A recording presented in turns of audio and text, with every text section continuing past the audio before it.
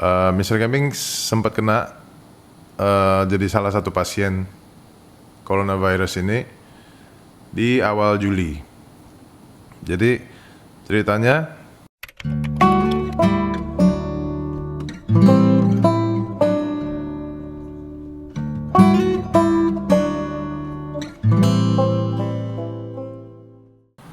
halo, annyeonghaseyo. Apa kabar semuanya? Balik lagi bersama Mr. Camping. Nah, video kali ini bukan video tentang camping. Jadi video kali ini Mr. Camping mau share lebih banyak bicaranya. Jadi dari awal sampai selesai video ini bakal Mr. Camping ngomong terus. Jadi hari ini settingannya juga lebih kayak podcast ya. Oke, jadi tapi sebelumnya Mr. Camping mohon maaf sebelumnya. Di video ini Mr. Camping bakal batuk lumayan banyak karena terus terang kondisi Mr. Camping nih nggak 100% fit, belum 100% fit. Masih ada batuknya sedikit. Jadi ceritanya gini, Mr. Camping ini kan 1 bulan lebih nggak post video karena emang kondisinya nggak memungkinkan. Karena Indonesia dan Jakarta juga khususnya kondisinya lagi kurang baik banget ya, khususnya di masalah coronavirus ini. Jadi Mr. Camping sempat kena jadi salah satu pasien coronavirus ini di awal Juli. Jadi ceritanya Mr. Camping nih pas awal Juli itu pulang dari kebun, pas nyampe rumah ternyata orang rumah itu ada yang kena duluan, ada yang ada gejalanya. Jadi akhirnya di tes antigen semua orang rumah, ada beberapa orang yang positif. Di antigen langsung bawa PCR. Pas Mr. Camping PCR, pas bawa ke tempat PCR itu Mr. Camping juga PCR sekalian. Nah ternyata Mr. Camping masih negatif tuh. Nah tapi anggota keluarga lain itu udah ada yang positif. Jadi akhirnya beberapa hari kemudian karena Mr. Camping masih satu rumah juga, nah disitulah mungkin Mr. Camping kena. Jadi setelah 3 atau 4 hari PCR pertama itu Mr. Camping merasa kayak mulai ada gejalanya. Nah gejalanya itu dari demam ringan, terus ada batuk kecil, tenggorokannya mulai nggak enak, terus pilek. Nah mulai dari pilek. Jadi Mr. Camping udah mulai ngerasa tuh kayak, wah ini kayaknya udah nggak bener nih. Akhirnya hari kelima dari PCR pertama, Mr. Camping PCR lagi. Nah, pas PCR lagi, keluarlah hasilnya positif. Jadi hampir seluruh anggota keluarga rumah gua itu semuanya kena, termasuk istri dan baby girl-nya Mr. Camping. Jadi kita akhirnya karena anggota keluarga lain untungnya nggak ada yang bergejala. Paling parah tuh Mr. Camping, paling parah. Jadi semua gejala Mr. Camping ada kecuali diare. Jadi semua gejala-gejala yang biasa disebut nih di coronavirus tuh gejalanya kayak gini. Itu semua ada kecuali diare. Terus yang paling berat itu Mr. Camping itu yang ngerasain batuknya. Jadi sebenarnya kalau misalnya nggak ngomong terus tuh batuk nggak ada, sekarang udah nggak ada. Cuman kalau misalnya ngomong terus nih kayak gini, ini bakal batuk terus, bakal batuk gitu di tengah-tengah ngobrol. Nah jadi pas awal Juli itu kan cari obat juga susah, terus apalagi rumah sakit tuh pada penuh semua pada saat itu. Nah sebenarnya sih Mr. Camping lebih prefer masuk rumah sakit aja biar cepat sembuh gitu kan. Ternyata pada penuh semua, akhirnya memutuskan untuk isoman bareng keluarga juga di rumah.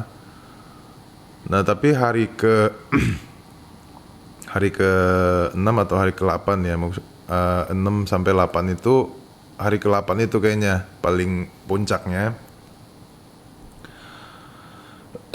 Misalnya camping tuh batuknya parah banget, jadi sempat demam tinggi, hampir sempat menyentuh 40 derajat Celcius. Terus pilek juga, terus kedinginan juga, meriang-meriang gitu. Terus lemes parah, nggak bisa cium bau, nggak bisa ngerasain rasa. Terus batuknya sampai nggak berhenti bisa, satu malam tuh bisa nggak tidur sama sekali sampai pagi karena batuk-batuk terus. Padahal itu dari positif, hari pertama positif PCR itu langsung minum obat antivirus, ada antibiotiknya juga, ada vitaminnya juga, ada obat batuknya ada 2 macam, obat pilek, obat batuk, pilek, obat demam, terus obat ada 9 sampai 11 macam kalau nggak salah, termasuk vitaminnya ya. Nah padahal minum obat terus dan berjemur terus juga, itu kayak puncaknya tuh hari ke-8-an gitu. Sampai batuknya tuh parah banget. Batuknya parah banget sampai nggak bisa tidur.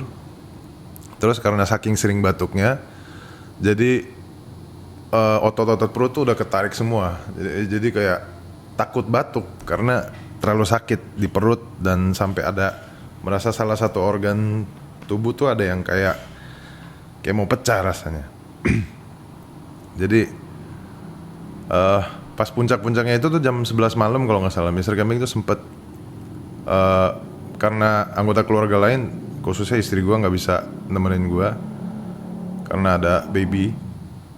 Akhirnya gue merasa masih bisa bawa mobil, gue bawa keliling tuh, mau cari rumah sakit yang masih ada tempat, keliling sekitar 5 rumah sakit di Jakarta Barat. Itu gue nggak nemu. Nah, keliling 5 rumah sakit yang daerah Jakarta Barat tuh nggak ada yang sama sekali. Bahkan unit gawat daruratnya itu kebanyakan kayak lampunya aja mati gitu, dan cuma ada security jaga 1 orang gitu, karena emang nggak ada tempatnya. Akhirnya malam itu ya dengan nggak ada hasil, terpaksa pulang lagi, coba tahan di rumah. Nah itu puncak-puncaknya tuh. Besokannya udah mulai sedikit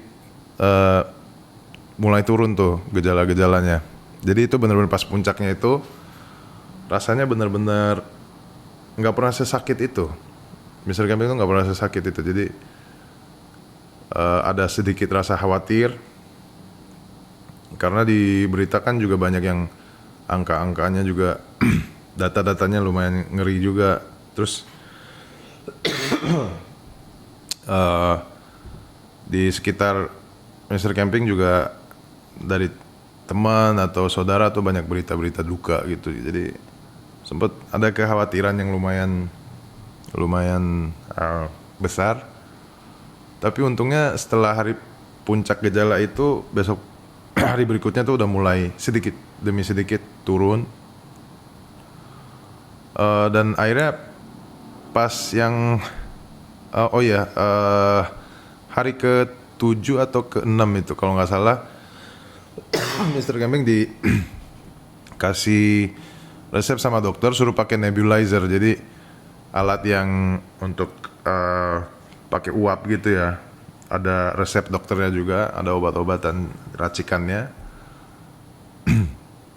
Pakai nebulizer itu. Jadi karena pas batuknya parah itu, Mr. Camping ngerasa di dalam paru-paru tuh ada kayak dahak tapi nggak bisa keluar-keluar gitu. Makanya otomatis kayak keluar batuk terus. Nah setelah pakai nebulizer ini lumayan membantu sih. Dahaknya udah mulai sedikit keluar.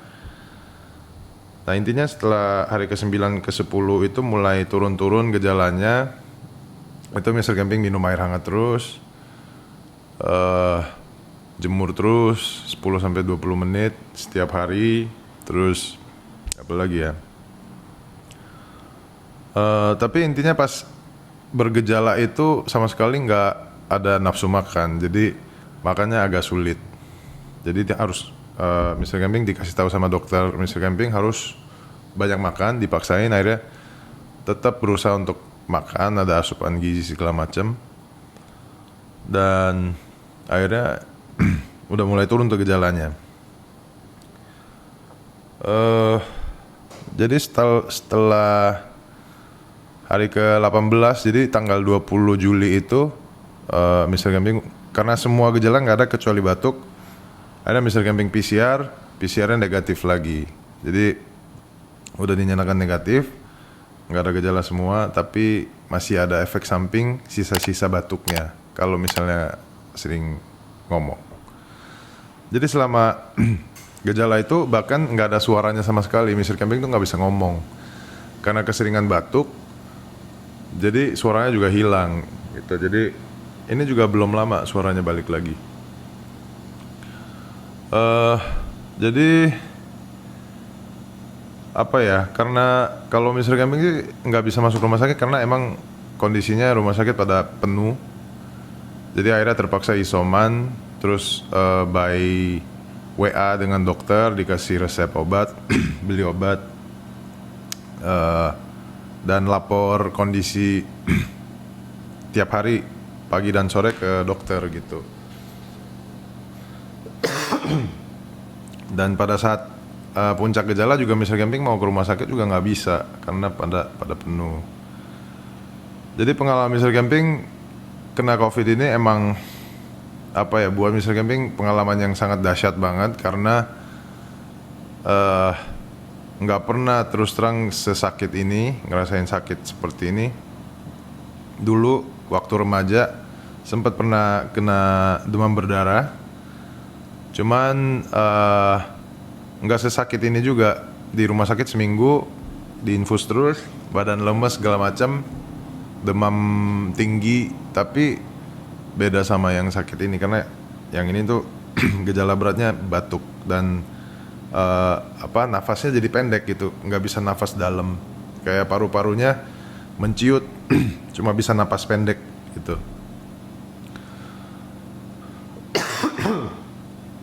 Nah, jadi proses sembuhnya minum obat, jemur, ya bed rest ya, tiduran terus karena emang lemas banget. Kalau kondisi saat ini setelah sembuh, setelah negatif, ada banyak efek samping kalau menurut Mr. Camping. Jadi yang pertama badan masih lemes banget. Terus kedua, walaupun nafsu makan sedikit demi sedikit balik, terus indera penciuman dan rasa di lidah tuh udah mulai kembali, tapi tetap belum sepenuhnya merasa kembali. Jadi masih nafsu makannya ya nggak kayak dulu lagi. Tapi ada baiknya juga. Jadi Mr. Camping nih selama 3 minggu itu turun 10 kilo. Sempat turun 13 kilo, cuman karena udah setelah sembuh makannya mulai lumayan banyak lagi. Jadi naik 3 kilo, akhirnya ini udah turun 10 kilo. Ya itu salah satu keuntungan kali ya, yang satu-satunya keuntungan yang Mr. Camping ngerasain. Kalau misalnya nonton video sebelumnya terus nonton video ini, pasti akan kelihatan banget muka Mr. Camping, kelihatan turun beratnya. Nah terus efek samping berikutnya yang Mr. Camping rasain itu paru-parunya tuh masih, jadi nggak bisa nafas kayak biasa, masih nafas pendek. Cuman dipaksain tiap hari latihan pernafasan, jadi tarik nafas dalam-dalam, walaupun ada rasa sakitnya dipaksain terus. Akhirnya sedikit demi sedikit balik lagi pernafasannya, kapasitas paru-parunya kayaknya mulai balik lagi. Cuman belum 100% juga, masih tiap hari Mr. Camping harus latihan pernafasan. Kemudian efek samping berikutnya keringat dingin terus. Mr. Camping masih ngerasa nggak bergerak pun keringat dingin, lemes, nggak bisa beraktivitas terlalu lama dan normal seperti biasa.